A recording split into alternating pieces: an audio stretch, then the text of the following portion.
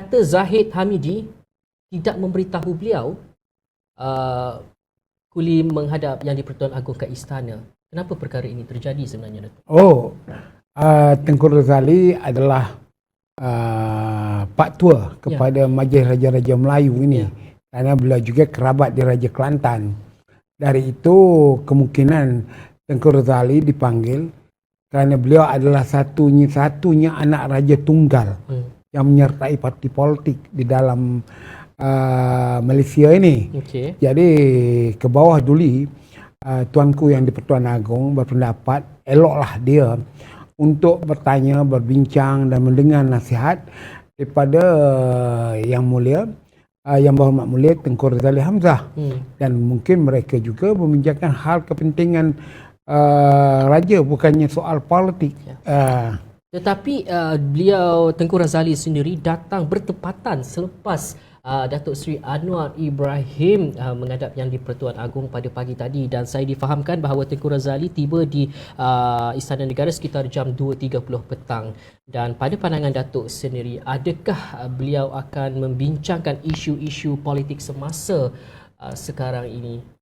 Kemungkinannya Ananda ke bawah Yang Berhormat Mulia ini, kerana Yang di-Pertuan Agong ini kira anak kepada Tengku Razali, bertanyakan perkara-perkara isu semasa politik, khasnya masalah UMNO, dan kemudian itu mungkin membawa perkara yang dibawa oleh Anwar Ibrahim. Apa pandangan Tengku Razali? Itu saja. Itu saja. Ya. Dan kita tengok selepas sahaja Datuk Seri Anwar Ibrahim menghadap Yang di-Pertuan Agong tadi, kita tengok media masa Tan Sri Muhyiddin Yassin mengeluarkan kenyataan, Datuk Seri Zahid Hamidi PAS sendiri mengeluarkan kenyataan mengenai apa yang berlaku sekitar pagi tadi, dan rata-rata sendiri mereka mengatakan bahawa tiada apa yang berlaku sebenarnya. Kerajaan masih milik Perikatan Nasional sehingga undi tidak percaya berlaku di dalam Parlimen suatu hari nanti. Dan pada pandangan Datuk sendiri, saya nak tanya dengan Datuk sendiri, adakah sebaik sahaja Datuk Seri Anwar Ibrahim menghadap Yang di-Pertuan Agong dan perkara ini akan dibahaskan di Parlimen selepas ini, ataupun Yang di-Pertuan Agong akan memanggil semua ahli-ahli Parlimen yang menyokong Datuk Seri Anwar Ibrahim seperti yang berlaku dalam langkah syariah sebelum ini? Isunya sekarang ini bukan soal Anwar Ibrahim pergi menghadap Duli Yang Maha Mulia Seri Paduka Baginda Yang di-Pertuan Agong bagi beliau dilantik jadi Perdana Menteri. Tak ada pun. Apa yang berlaku ialah untuk menghantar satu surat ataupun dokumen bagi pertimbangan Yang di-Pertuan Agong untuk melihat faktanya.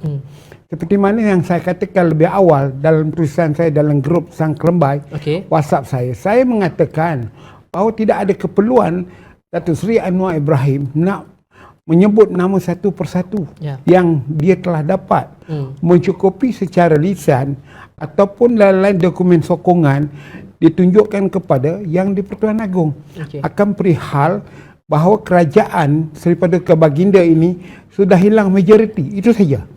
Maknanya Anwar datang dengan memberitahu bahawa Seri Paduka Baginda mesti memahami bahawa kerajaannya di mana kerajaan apapun jika masih seorang Perdana Menteri itu dilantik oleh Tuanku Agong, dia tetap menjadi kerajaan kepada Seri Paduka Baginda. Jadi hilang majoriti. Soal pertimbangannya kemudian terserah kepada Yang di-Pertuan Agong. Okey, kita dapat lihat bahawa jika sistem perlembagaan kita, jika terbubarnya Parlimen disebabkan oleh kurang majoriti di Parlimen itu sendiri, dan kita dapat lihat bahawa mungkin daripada ahli Parlimen, contoh-contoh daripada parti UMNO sendiri, daripada PAS, daripada dan banyak lagi GPS sendiri warisan menyokong Datuk Seri Anwar Ibrahim. Pada pandangan itu, adakah parti-parti tersebut sememangnya inginkan Datuk Seri Anwar Ibrahim menjadi Perdana Menteri Malaysia, atau kita dapat lihat bahawa mereka menggunakan Datuk Seri Anwar Ibrahim ni untuk menutup kes yang sebelum ini yang terbalik dengan mereka? Mereka, Datuk Seri Anwar Ibrahim, dari segi saya melihat, dia tidak bercakap soal sokong atau tidak Ya. sokong. Kerana dia telah mengatakan dia mendapat sokongan. Secara mana dia mendapat sokongan itu tidaklah perlu dia dedahkan. Ya. Tetapi soalnya sekarang perjumpaan hari ini dengan Seri Paduka Baginda yang di-Pertuan Agong diuji di Parlimen. Okey. Dari itu semua rakyat kena menunggu Parlimen bersidang. Kerana ujian kebenarannya bukan seperti yang tertulis di dalam media sosial mereka yang kontra ini mengatakan tak ada nama disebut, kemudian mempergunakan surat media kenyataan media daripada istana negara. Itu bukan persoalannya. Persoalannya rujuk balik kepada satu ayat dan itu pun tertulis dalam media kenyataan istana negara bahawa mengikut lunas perlembagaan. Okey, sebaik saja Datuk Seri Anwar Ibrahim menghadap Yang di-Pertuan Agong, dan selepas ini kita akan menyaksikan satu lagi berlaku iaitu di dalam Parlimen untuk menyokong. Adakah apa yang berlaku, situasi semasa berlaku sekarang ini iaitu COVID. Kita tahu bahawa Putrajaya, Kuala Lumpur dan juga Selangor ini kita akan adakan PKPB. Adakah perkara itu akan menjadi situasi perkara ini akan didragkan dari bulan ke bulan? Adakah benda ini akan mengganggu, Datuk? Tidak, ini di bawah perkara 40 Perlembagaan Persekutuan. Jelas yang di-Pertuan Agong ini boleh bertindak menurut budi bicaranya pada melaksanakan fungsi yang berikut, iaitu melantik seorang Perdana Menteri. Itu budi bicara dia. Bukannya mesti dari tekanan, mesti jadi apa yang dibuat. Itu budi bicara dia. Terserahlah kepada Yang Tuan Agong apa melihat keadaan politik sekarang ini untuk melantik seorang Perdana Menteri. Tetapi jika ahli Parlimen tidak bersetuju lantikan Yang Tuan Agong, dia boleh melakukannya untuk melucutkannya dengan menggunakan Parlimen. Dan Yang Tuan Agong juga boleh tidak memperkenankan pembubaran Parlimen. Jika Yang Tuan Agong tidak mahu memperkenankan Parlimen, itu yang disebut di dalam Perlembagaan Persekutuan bahawa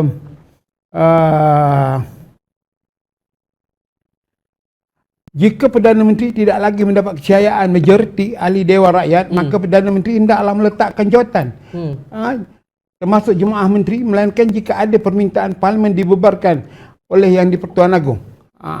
Dari itu dalam isu ini kita kena faham betul-betul bahawa tidak ada dalam keadaan semasa untuk Yang di-Pertuan untuk melantik seorang Perdana Menteri.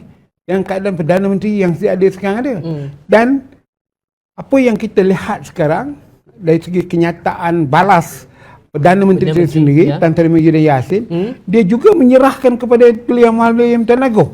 Maka kedua pihak sekarang telah memberikan segala keputusan itu kepada mutlak Yang di-Pertuan Agong. Jadi janganlah nanti apabila Yang Tuan Agong membuat keputusan menjadi perbahasan pula. Sepatutnya Tan Sri Muhyiddin kata bahawa saya juga akan membuktikan kepada Yang Tuan Agong pagi esok ataupun masa yang terdekat ini bahawa saya masih lagi mempunyai majoriti yang tinggi di kalangan ahli Parlimen mengatasi pembangkang. Tetapi nampaknya Tan Sri Muhyiddin tidak menjawab soalan itu.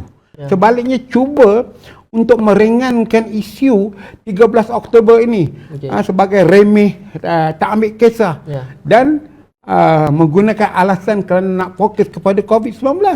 COVID-19 adalah tanggungjawab negara. Itu tugas dia. Tetapi soal situasi politik tidak stabil ini tanggungjawab dia sebagai orang politik. Kerana rakyat melihat sekarang seolah-olah Tan Sri Muhyiddin sudah hilang majoriti, tetapi tidak dinafikan, baliknya serah kepada Yang di-Pertuan Agong. Ini bukan jawapan orang politik. Itu bukan jawapan orang politik. Dan saya nak tanya dengan Datuk sendiri mengenai PRU ke-15 mungkin akan berlaku bila-bila masa sahaja, tidak tahun depan ataupun hujung tahun ini, bergantung kepada situasi COVID, semasa COVID di negara kita sendiri. Dan jika Yang Seri Paduka Baginda Yang di-Pertuan Agong membubarkan Parlimen, kita memerlukan pemilihan pengundian sekali lagi dan juga PRU 15 akan berlaku. Dan jika Seri Paduka Baginda memanggil semua MP seperti apa yang berlaku dalam langkah Sheraton, adakah pada pandangan Datuk sendiri keputusan Yang di-Pertuan Agong akan memilih antara satu daripada perkara tersebut. Jika dia memanggil kesemua, mungkin PRU ke-15 nanti akan berlaku awal tahun depan dan agak membuang masa sedikit di situ. Tidak juga. Sebenarnya kerajaan Malaysia ni dah ada dahuluan atau presiden. Dalam isu Perdana Menteri dipertikaikan majoritinya di dalam parlimen. Dan ini berlaku di zaman Dr. Mahathir.